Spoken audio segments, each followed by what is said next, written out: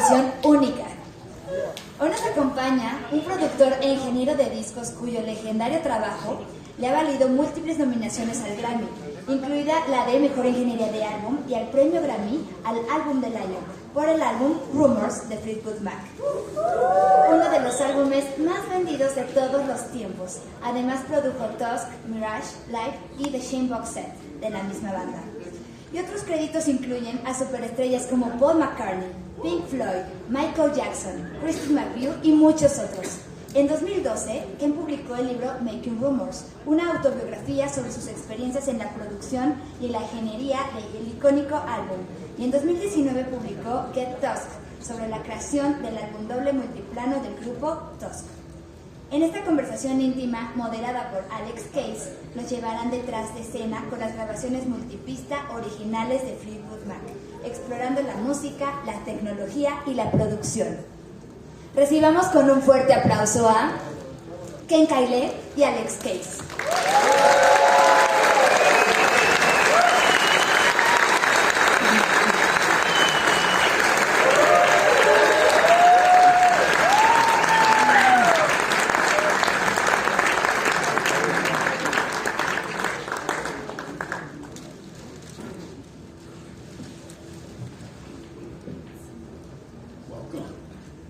Hola. Hola. ¿Qué tal? Spanish is over. That's all I know. I think we should listen to a song, shall we? Yeah. You have the Eagles?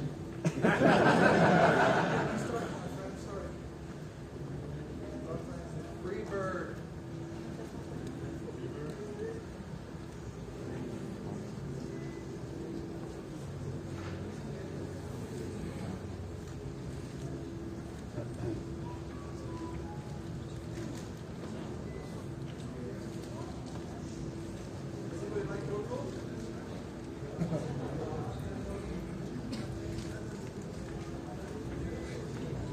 We have good friends here from Avid, so we're not going to mention the word hotels right now.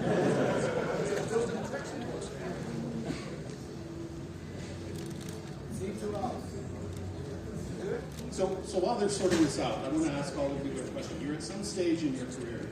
Imagine that you've been working for a while in a studio, a busy studio. You're working with high-end artists.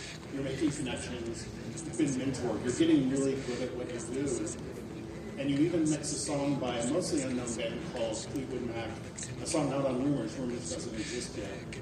And you're in LA, and your career is happening, and there's nothing but upside in LA. What would you do if you got the call and they said, hey, that band Fleetwood Mac wants to record another album. We want you to quit your job, come to Sausalito, California, a residential studio, and you're going to be there for several weeks, for several months.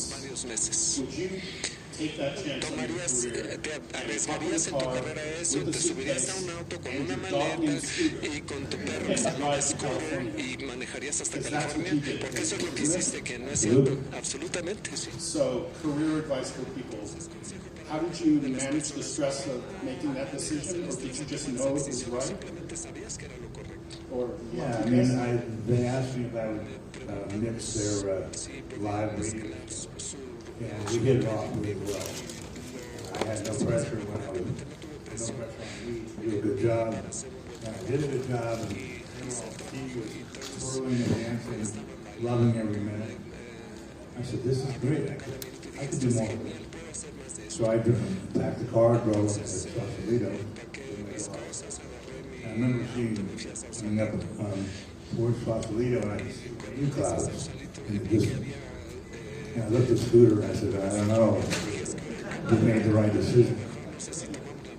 So, it turns out we did it. because things like this happen.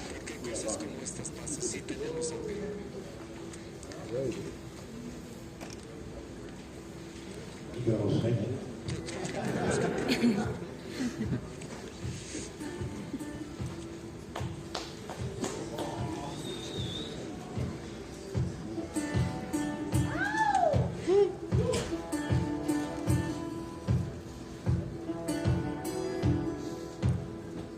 Louder.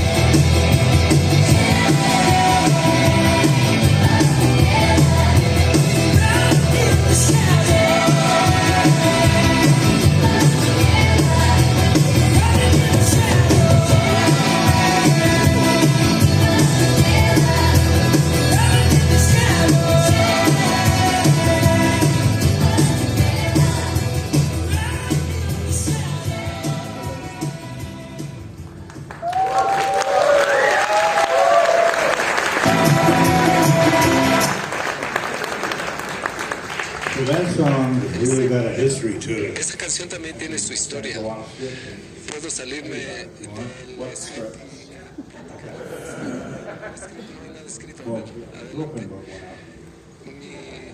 No, so that song was the first song we recorded when we got to Sausalito.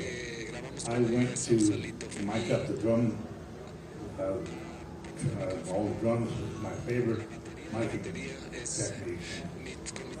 Nick came in, we set up his drums, and I asked him to play the kick, play the snare, and they just sounded like crap. I mean, this studio was a Tom Didley studio, very dry, very sound absorbent, so there's not any really overtones allowed.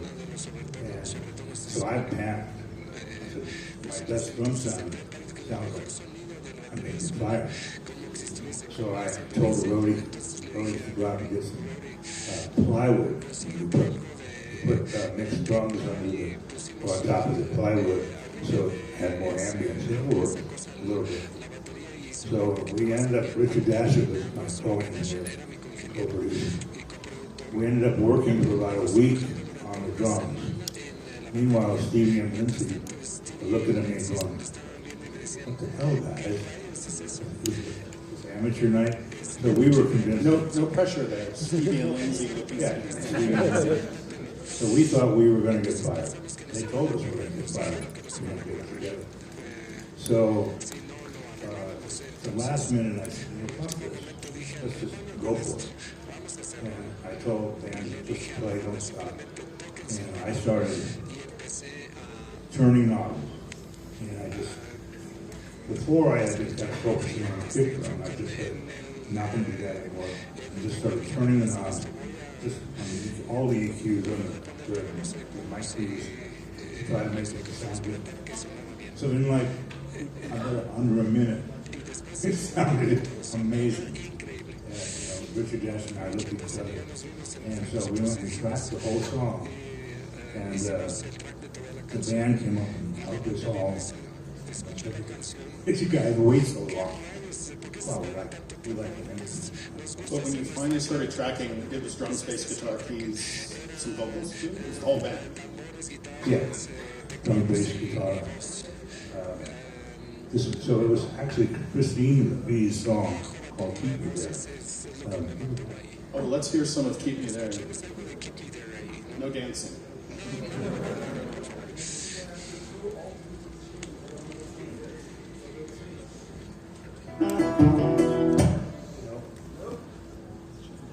It should be on that. Remember what we said about the script earlier? There's not one. We may not have that demo. It's on the flash.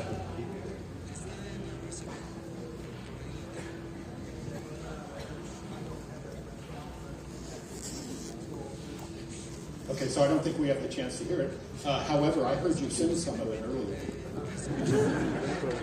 It was a horrible song. It was Christine's song. It was like, keep me there, keep me blah. Nauseous. So anyway, but this is our first song. We got a great track. And suddenly, unrehearsed, John McVie, great, also went boom, boom, boom, boom, boom, boom, boom. And Lindsay looked over at him and what the hell? You're doing a rock part. So Lindsay started playing the screaming guitar solo. So this horrible song, Keep Me There, had a tag, there was a 3.5 minute tag of the rock solo and the bass part on it. And that gets kept. That's what's on the album, from the breakdown to the bass ostinato thing to the ripping guitar. That gets locked in essentially the first day you track. Correct. But you don't then finish the song by recording the beginning of it. So we didn't know what to do. We would work on a song for a day or for a week or for a month. So when we started the next round of songs, we put up Keep Me There and see if we had any ideas. We also did dreams and songs like that. But every time we completely agreed that Keep Me There sucked. So we just kept kicking the can down the road and waiting to see. So finally, in the 12th month, we were mixing everything else. And Lindsay comes in the door, cocky as hell. He says, I figured out how to fix Keep Me There. I said, great, what do you have to do? He says, I want you to erase the two verses and the two choruses. He said, I want you to simple. I said, why don't I just put blank tape with them? So he had me I put blank tape in exactly the length of the verses and the choruses. And we went over to the tracking room, and we decided to put a 26-inch kick drum. Mick was going to play this 26-inch kick, and we put a dobro in there. We picked out the right dobro, put the dobro in the right tuning, and Yeah, let's hear the beginning for a few 8 bars, 16 bars.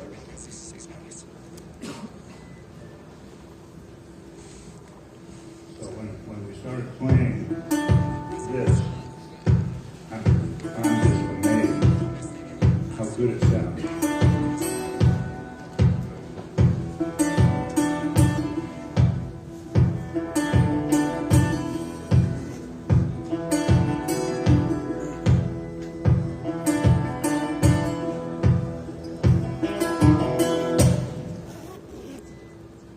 So that has to get added in front, but on tape. So that's Right, not, so that was not true. the intro. And then the verse started. The verse got better and better. And we didn't have any lyrics or anything. Stevie thought she had some lyrics to an old Lindsay song that they started putting in there. And that was the lyrics that we used all the way through. And then the chorus became this gigantic chorus. The whole band got together and wrote the chorus lyrics. And coincidentally or incidentally, it's interesting. The first song we recorded was the last song we finished, and that it was the only song Fleetwood Mac ever co-wrote all 5 of the band members. It's an extraordinary bookending to the whole making of the album. The first thing tracked, you don't like it, but you know to keep it. You keep thinking about it. And then some of the last things tracked for recording is while you're mixing, Lindsay comes in with the idea for what to do with it. I think that's just amazing. And it is inspired by the bass riff. So the whole band gets credit for writing. It's a nice way to package the whole crazy experience. And it sounds like a complete song. I would have thought it was recorded top to bottom. But to me, it shows the philosophy of what Fleetwood Mac did. We would record a song, and then we would always tinker with it. So it wasn't like that's solid. We're gonna put concrete around it. And everything was changeable. So we took, if there was a bass part, we would take the bass part out and try another bass part. We would take the guitar out, different guitar, different tuning on the guitar, different piano. And whatever we could do, and we continually made it better. So the thing that I think is interesting is the first day that I did this Keep Me There song, horrible song, I kind of thought, what have I gotten myself into? Because it was a really cruddy song. And then we did Go Your Own Way, and Lindsay started playing the guide track for us. And he was playing his acoustic guitar, and he broke a string. He was playing it so hard, it was like, Kevin Powder. It was trash. And I thought, what's happening? I gotta see if I get my job back. I thought it was just going to be the worst album ever. But we massaged things, changed the acoustic guitars to Nashville tuning, softened them up. Again, it was just creative juices flowing. And I talked this morning about analog. The ability of creating analog music. I would turn knobs and make, just to say, like the Beatles said, make the piano sound like guitar sound like a piano. So I would make these acoustic adjustments to the sound, and it made everything more exciting for the band. So they would just let me go. However you want to work on my piano. And we had a studio that we had delays, reverbs, Leslie, we had Leslie, you know what Leslie is? Spinning studio. So you get distortion, you get the Doppler effect, low is different from high and all of that. But usually Leslie cabinets are made for the organ, and the studio had it so you could run vocals or guitars through it. That takes a little bit of technique that the Beatles did ahead of you. Is there anything in the chain that we could hear from the multi-track that maybe demonstrates some of what you were doing with this analog signal processing or exploration? A piano that sounds weird, or a guitar that sounds piano? Or while we have the chain open? Alice?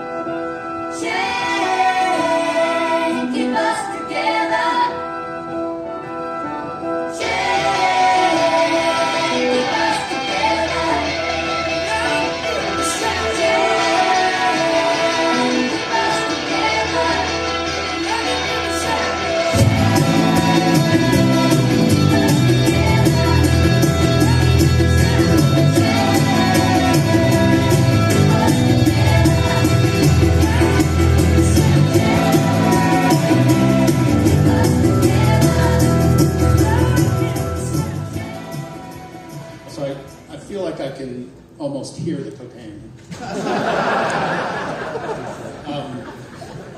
What the heck is going on that keyboard? Just knobs or being... Chris has got all the stops out, making it sound as bright as shit. That's the cocaine. Just making everything knots together.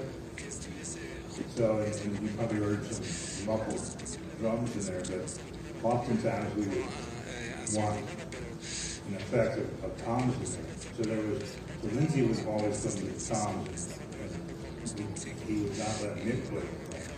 He would want to play it himself. And Lindsay would play these spastic drums.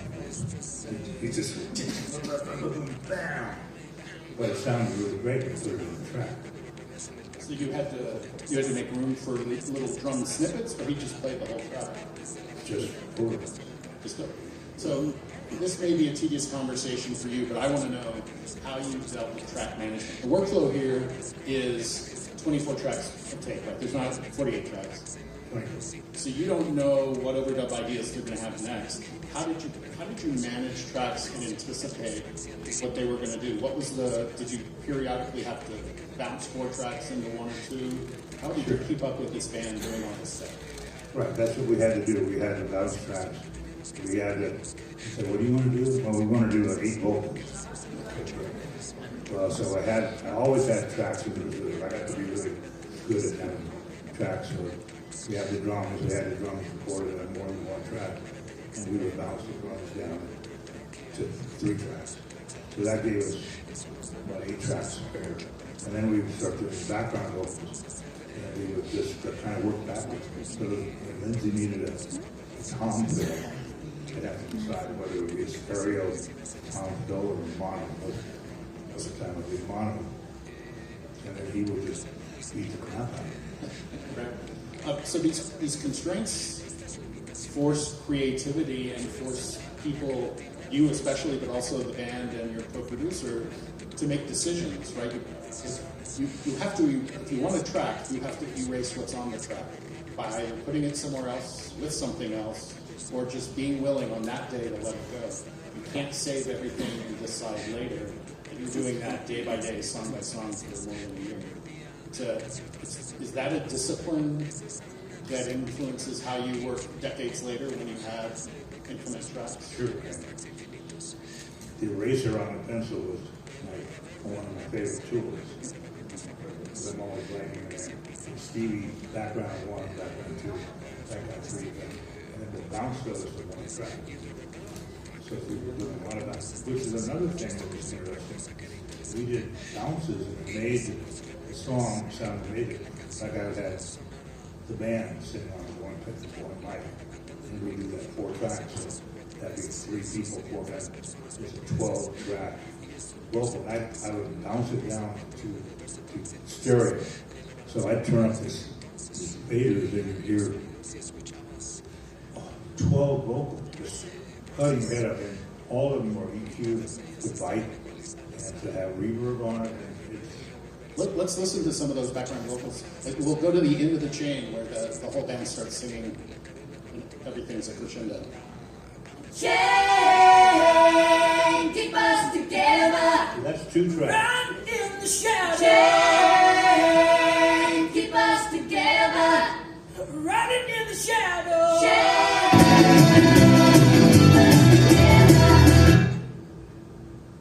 Chain, keep us together. Run in the shadow. Chain, keep us together.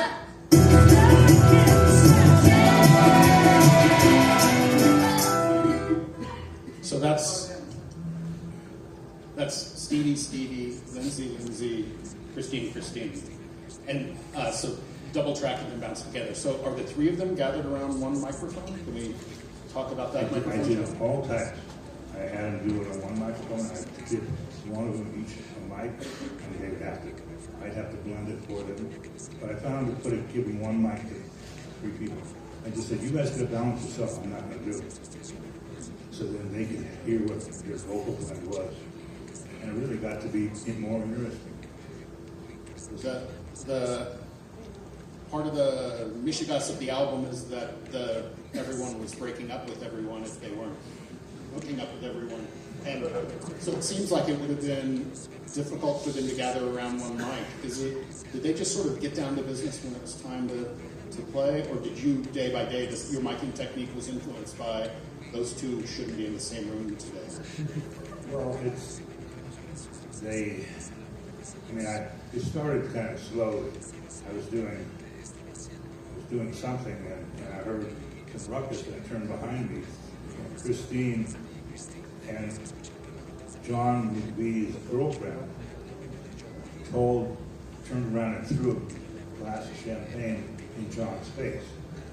And it was because Christine wanted to have her boyfriend show up at the studio, and John McVie said, no, you can't have it. And Chris said, but you have your girlfriend. He goes, yeah, but she means nothing. I looked at that. Oh, that was a stupid thing. But then I remember we were doing You Make Love and Fun, and Stevie and Lindsay were sitting on, I think it was one mic on two stools, and you make love and fun, you make love and fun. And I hit stop on the tape because they missed the word. And it was all of a sudden out of my 110 dB speaker. Fuck you, bastard. I'm never going to talk to you again. Okay, let's get this song playing. But anyway, after a couple of days of this, I caught on. Not the brightest bulb in. So what kind of microphone should we use when the singers are getting a divorce? Ones that can stand water. Or champagne, yeah. So what happened then afterwards, so Stevie came out. We had sent some, we had started doing rumors the day after I mixed Rihanna, the single version of Rihanna. So when we were tracking rumors, Rihanna, which is on the previous album, was climbing the charts, just climbing the charts. So, and Rihanna was getting big, it was Over My Head was big, and Stevie got a call from her attorney. He said, if you guys have a monster hit on your hands, and if you can just keep going on this record and try to make a record that's as good as the last record, you'll never have to work again. That was superstar. I remember Stevie said, I don't want to be cleaning lady anymore. She was the band's cleaning lady. So she said, I don't want to be cleaning lady, I don't want to be poor anymore. So I thought this is why I wrote my book. Listen here. I thought this was the American thing. She said, we're going to keep doing our record. We're going to keep doing our record. We're going to put all this fighting aside. We're going to finish this fucking album. And let's just put our heads down and make a killer record. They all said, yeah, okay. That's amazing.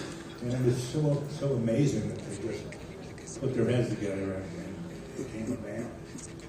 While still working through all of that. Well, so I didn't think we'd go down that path quite as deeply as we did because I don't want to be too nosy on their relationships, but it's part of why the album's so successful. I would guess the lyrics touch people because we hear all that stuff that was going on, so it's got to be part of it. You were navigating that somehow. I think that's amazing. I want to come back to the moment while we're still on the chain, when John plays the bass line, Lindsay looks at John and then starts this ripping guitar solo. I wonder if we could hear some of those tracks, because it turns out, because Ken was around, once they decided to use it, you didn't leave it alone. I think it gets triple tracked. So I wonder if our friend Klaus can step us through some of it. This is the out solo in the tag on the chain. I believe it's the single track.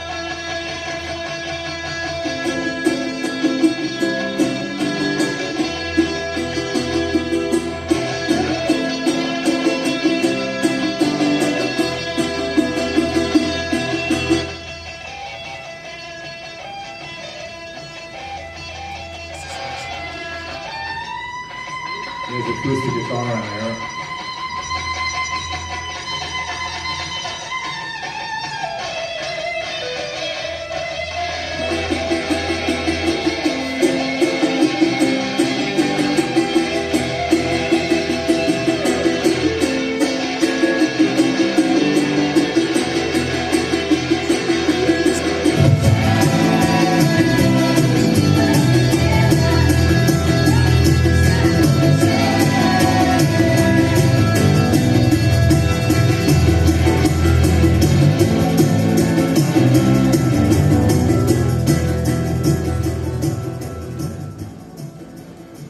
So there are at least two tracks. Is there just a room mic that you somehow were able to say it on the guitar solo?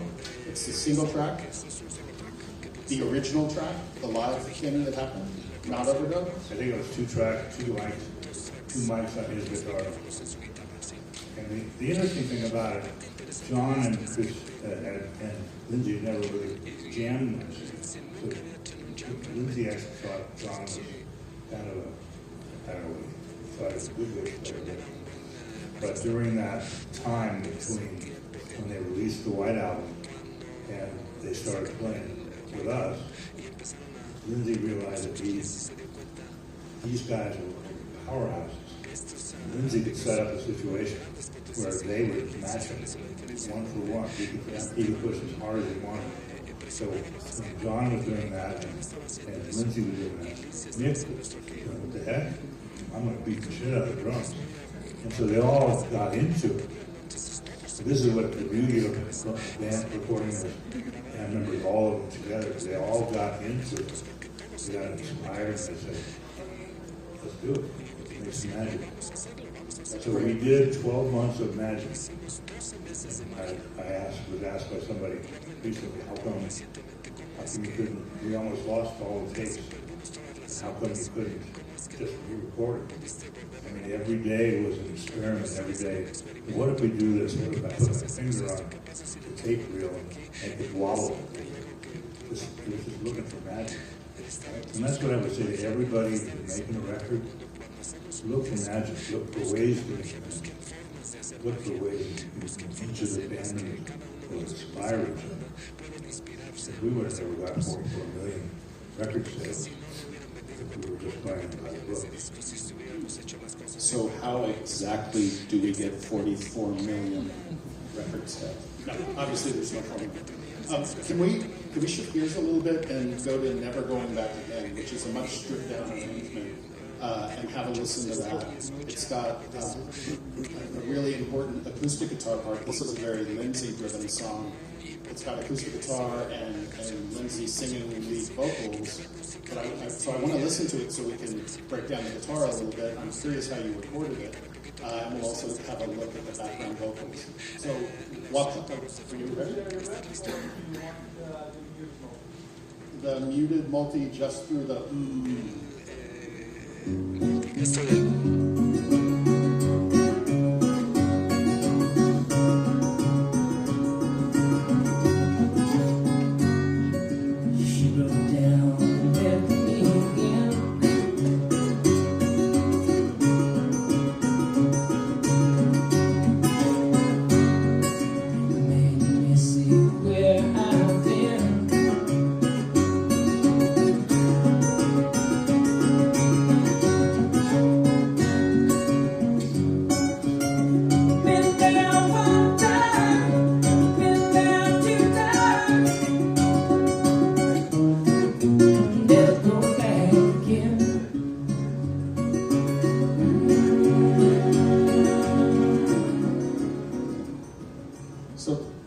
about that acoustic guitar tracking, which in this case is 3 or 4 tracks. But tell us how it began and some of your ideas. So you're going to hear how, I guess, how far I would go. Every time they would restring a guitar, I was a guitar player myself. I loved the sound of an acoustic guitar when it's restrung. We had maybe 20 minutes before the strings settled down, and at that point, the guitar had a magic sound. I said, here's a crazy idea, guys. basically talking to the road crew. I said, what if we change the strings every 30 minutes? And the road crew said, I'll kill you. But Lindsay said, sure.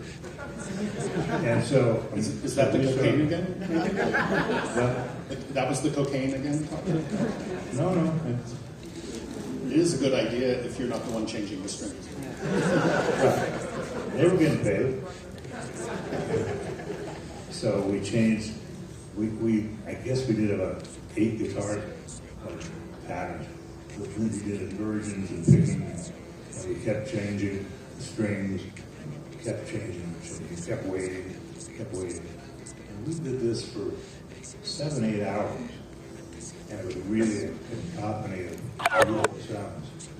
And I kept saying, like every hour, Lindsay, do me a favor, just sing me a lead vocal so I know how everything fits in the picture. No, just let me get a couple more things. Finally, he agrees. Like 9 hours in, he agrees to sing the part. And he goes, yeah. It turns out he had tracked all the guitars in the wrong key. So, and he was really in the wrong key. We couldn't speed it up or slow it down to get close to anything. So we looked at each other and said, let's knock it on the head for a day and come back and do it tomorrow. Sorry. Funny thing, we got back in the next day, and I looked at them, they looked at me, and I said, let's just do normal tuning. Let's not do a bunch of guitar tracks. And we were done with the thing, I guess, in 3 hours. But so that one is the speed one. So the track version doesn't have strings changed every 30 minutes, but it certainly has a unique taught right sound. So I think the memory of what you did the day before certainly influenced what you and Lindsay played. And if I were the road crew, I would have just come to you and said, San Francisco has no more strings. But it sounds like you were on board with that. I wonder, Klaus, if we could peek at Pro Tools and you could show us the multi-track elements that make up that guitar riff. So if it just sort of solo through individually and then together.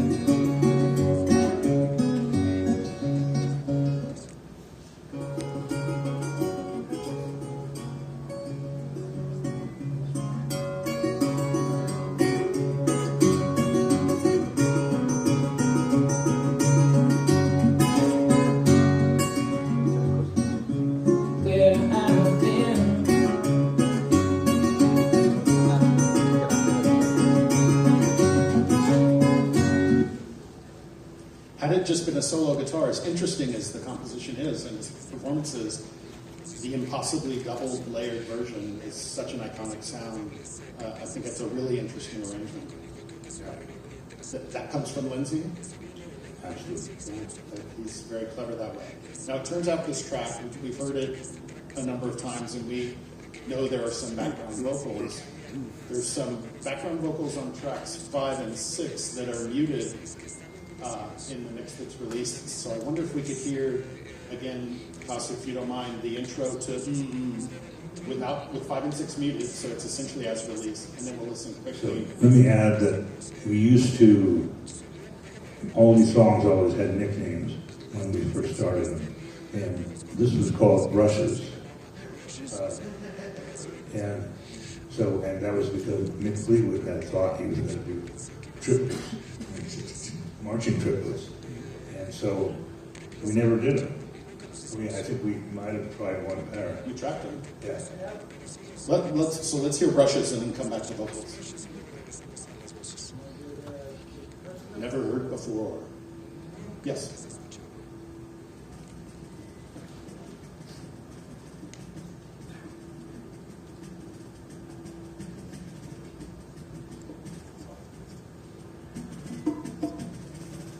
Brushes and congas on this tune.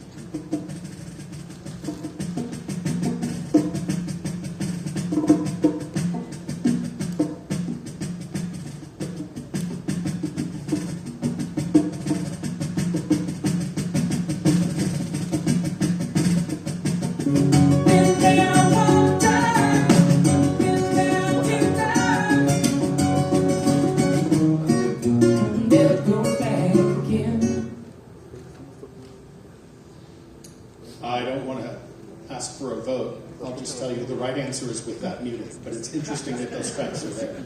Would you have wanted to hear that mix with brushes? It might have taken away a few million of those 44 million in sales if it's wrong. So interesting, yeah, many things get tracked. There's a guitar solo in here, there's some piano parts that we can get to if we have time. But I'd like to have a listen to the muted background vocals as well. Let me in. She broke down, let me in.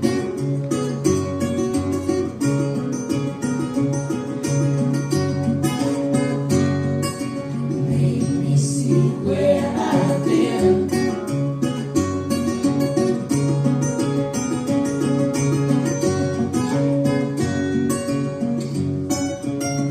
Been down one time, been down two times. So there's that track of Lindsay and Christine, female vocals, singing harmony with Lindsay, and the brilliant Kim Caillat or others decided to mute those beautiful harmonies. And I think it's a brilliant production decision. The song is sad and not a duet. It's written from the point of view of a male voice. It's kind of mean, it's kind of sad, it's hard, and it seems weird to have the female side of that relationship even appear in the tune. So I think it's fascinating that it was tracked. It's so beautifully tracked. And then you had the courage to mute it and say, no, the song needs to be stripped down and a little more lonely and hard. To me, it shows the talent of Fleetwood, because we could have made that a big hit. We could have done the Brushes version. We could have maybe put either horns in there or something, but it would have been amazing. But we chose this one more amazing. More amazing by being understated somehow. Yeah, it's amazing. There's also a guitar solo I wonder if we could hear in this piece that also gets me. To the solo, yes.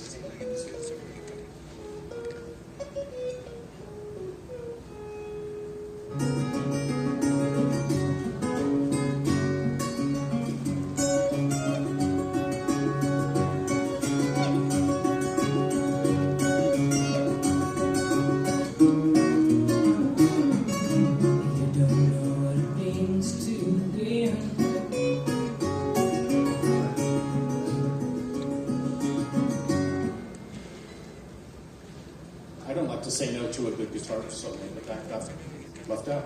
I love it. I think we ought to advance to Dreams, one of their biggest hits. And Ken, I wonder if you remember when you first heard this, how this song came in. It's a Stevie Nicks song.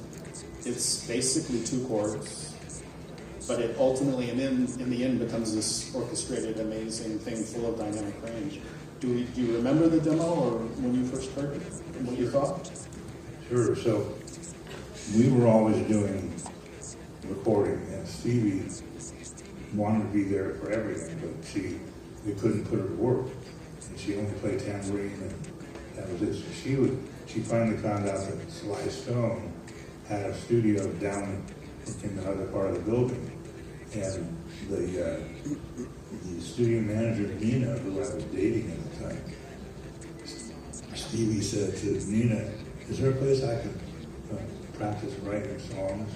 And while they were recording, and Nina said, sure, go to Sly's room. So Stevie was gone while we were working on something. And we just finished up to something. Stevie burst through the room. She goes, guys, I just wrote the best song. You gotta listen to this. It's the best song I've ever written. So it's like, we're all standing there in the control room. Nick had a pair of drumsticks in his hand. John had acoustic bass in his hand. Lindsay had an acoustic guitar. And there was a Fender Rhodes. And Stevie sits down, starts playing these 3 little chords for the Dreams sequence. And every time, we spent about an hour learning the part.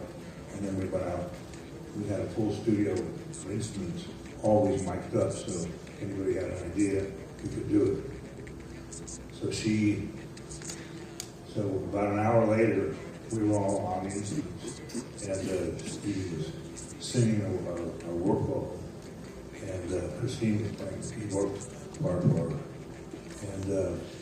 we had this track. It was done like an hour. Let's hear a bit of that.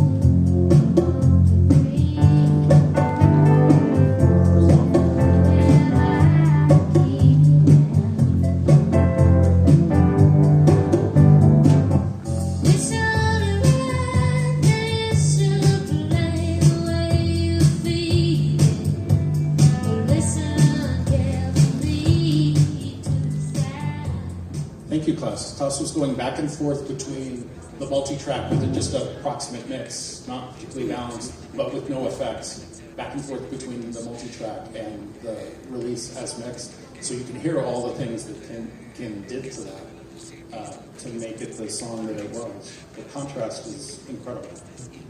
And again, if you haven't learned this, we're always messing with something to see if we can improve it.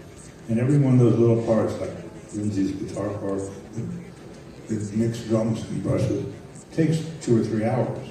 So we could spend a whole day and get nothing that was saleable or workable. In this particular case, we listened to mixed drums, those drums there, and they felt, I guess, that the drums were not hypnotic enough. So Stevie nicknamed that song Spinners, because the Spinners record that was out at the time. And so she wanted it to be, the drums to be hypnotic. So we said, sure, let's give it a try. So we took a blank tape, and the idea was, let's make Nick play the most boring part we can. And so we actually cut, I think we cut about 10 seconds of the track of him playing the part, and I cut the tape out, and I spliced the beginning to the end, and created a drum loop. And so the drum loop is a piece of tape kind of taped together, a piece of a 2-inch recording tape. And so we would set it on the tape machine, and you had to hold, the machines required the tape to have a certain amount of tension, otherwise the tape would get torn loose. So we had to hire, we had to set up in this, the drum loop was about 15 feet long at that point. So we got the road crew, and they all stood there with 2-inch reels in their hands, and we all leaned back against the tape machine so the tension was right. And then I loaded a second machine with blank tape, and I hit play on the loop. So you see this little loop, and you can see the splice going around the room.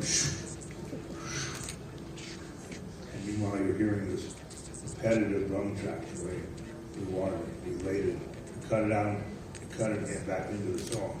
For 3 minutes in the song. Can we just listen to the solo drums, the first 8 bars where it's just Mick playing time, and now we know it's a loop?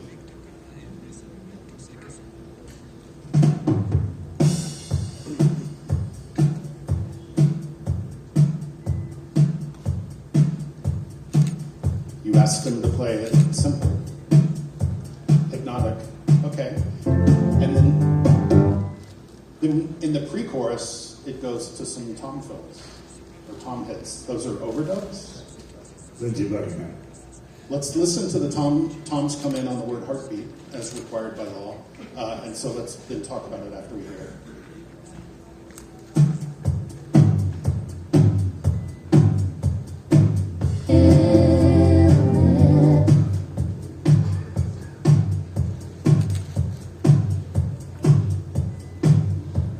See, Lindsay would have never, Mick would have never done that, anything like that, as simple as that. Right. Mick would have done some clever fill, but Lindsay didn't want clever. He just wanted to keep that monotony going, to keep the hypnotic feeling.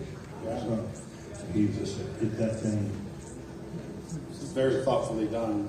When it gets to the chorus, I think So I wonder if this must be an overdub. There's the cymbals in the chorus, and we should listen to the full mix. But so thunder only happens when it's raining. Players only love you when they're playing.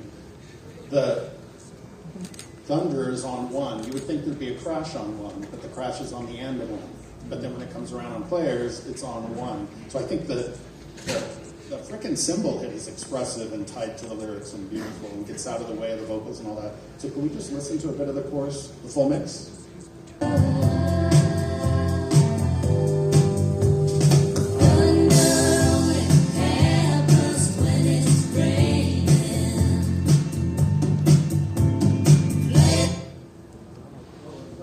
And then it's on one. Actually, let's hear it again and play it through the next two lines where there's no cymbal.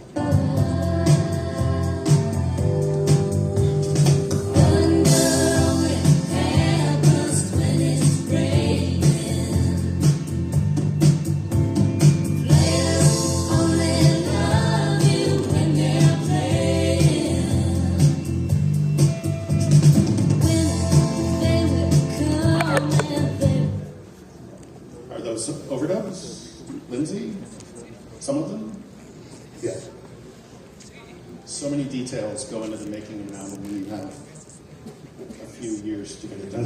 I guess that's why it sold so many records. Because of the heartbreak and they were all going through. I never realized that when Stevie said, let's just make this record, that they were part of what they were doing is they were singing to the lead vocals. And the lead vocals were all saying, fuck you. And they had to just listen to that and get over it, but I think there's some animosity built up. But I was there, and it was amazing. It was a work of art, and we just loved what we did. We do want to leave time for some questions, so we're going to wrap up in slow motion here. I have to ask you, this is a hard question to answer, I know, but what from that experience in 1977 affected, changed, drove how you worked for the many records you've done since? Is there an aspect to that experience with the artist, to working 2-inch tape so hard, to spending so much time on all those details? How did it affect what you did even as DAWs came out and plugins came out? Well, I mean, my daughter called me Caillat, and when I was working with her, I never rushed her. I didn't say, we've only got 3 days to make this record. You got as much time as you want. I'll figure out where we're going to get the money. But part of what I believe is you just got to get the right, do the right job. Yeah. So, and then I changed the sounds. I'm not locked into anything. Even if we used a $10,000 Bose Garber piano, I might even use it in mono. Or put a phaser on it. I don't know, it's just because I saw what went down, and I oftentimes thought this is not going to work. And I amazed myself by the fact it did. And I had to make it work sometimes. So care and patience and exploration was inspired then, and is part of how you make records today, even when we're under pressure to work really hard. We're getting cut off so that there's time for questions, but Ken, I did want to ask you what you're doing now at your studio, your book, just a quick catch up on what's going on these days outside of rumors. We're allowed to talk about non-rumors very briefly. We have a studio named Marshmallow Skies. We're doing immersive audio. Alice and I mixed Joni Mitchell's Port and Spark album. We've done an immersive award for it. So we're doing immersive audio. We're doing that down here. David Becker. We did an immersive full album live with him in the studio, and it's amazing. And he's got 9 songs, right? So he's got 9 songs as part of this elements. Sorry, I don't remember. Planets, right? And David he can play the exact, all the pieces that are immersive through. He does it at planetariums around the world. Ooh, I do. It'll be in the Genelec room tomorrow morning. Sorry about that. So please check that out. So let's quickly, I'm sorry to have run over, but we started late. We have time for a question or two.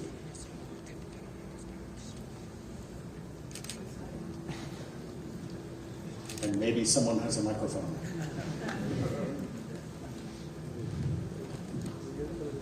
Spanish is okay, we'll get a translation. Thank you. Can you hear me? Great. Thank you for doing this. It's great. The rumor I always heard about rumors was that some of the lead vocals were done on an RE20. Is that not true at all?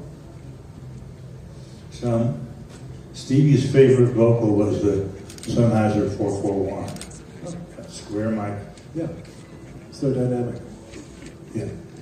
And how I did that, which I think was interesting, I laid all these mics out on in the studio with all the faders up, and I just said, Stevie, go down and sing in each one of those microphones. And when she got to the 441, she went, oh my God, this is it. And I realized something, and she realized that this is it. She was in love with that microphone. And she could do no wrong with that mic. So Is it true that she did some of them sitting cross-legged, not standing? Also, that was part of the myth. I didn't hear you. Part of the myth was that she also did some of the lead vocals sitting cross-legged and not standing up. Is that BS? Just sitting cross-legged on the floor, singing. Whatever it took. Another question, perhaps. Hi, good afternoon. Compare technology back then and nowadays. Do you consider having certain technical limitations lead to a much more creative? It's a little hard to hear up here. We don't have the monitor. Yeah, I was wondering if comparing technology back then and nowadays, do you think having certain technical limitations lead you to a much more creative path? Creative. Did having technical limitations make you much more creative? Oh yeah, don't tell me I can't do it. Because we'll figure out a way to do it. I did a thing with Songbird. I figured Songbird would be an easy piano vocal thing in a theater. I didn't realize that I set microphones out throughout the stadium, throughout the hall, and I figured Christine would sing, and the piano would bounce around the room and create almost ambience. I didn't realize that she wasn't playing hard enough to create any ambience. So then I was in the middle of it, and I had to find out. I scampered over to the PA guys and I said, "Do you have any speakers? And you can amplify it to accentuate the acoustic in the hall." So we managed to do that. It took us 12 hours longer than we thought. But So the technical limitation inspired creativity and sold 12 hours of studio time. This album was nominated for multiple Grammys, including Album of the Year. I want to take you back to 1978. There was this little record called Asia by a band called Steely Dan. There was a record called Hotel California by the Eagles. There was this new movie called Star Wars, which was so important that its soundtrack was nominated for Album of the Year. There's this artist, James Taylor, does a nice little record called JT. You picked a shitty year to get nominated. But you won. we won. Yeah. Please, thank you. So, you know, I tell everybody at every record I ever did, and I did this with Fleetwood Mac, I said, we are going to get a Grammy for this record. And I tell that to everybody all the time. I tell them, when you go to be an engineer, go for the Grammy sounds. Just think Grammy. Think I'm going to do the best I can do. I tell Klaus and I would talk about this all the time. He sometimes gets annoyed with the potato chip commercial. Let's make it the best we can make it. Well, thank you, Ken. We're That's so what lucky. David did. We're so lucky you did that. Thank you, Klaus. Thank you, Ken, so much. We have to clear the stage, but I thought it was wonderful. Thank you. Thanks, everybody.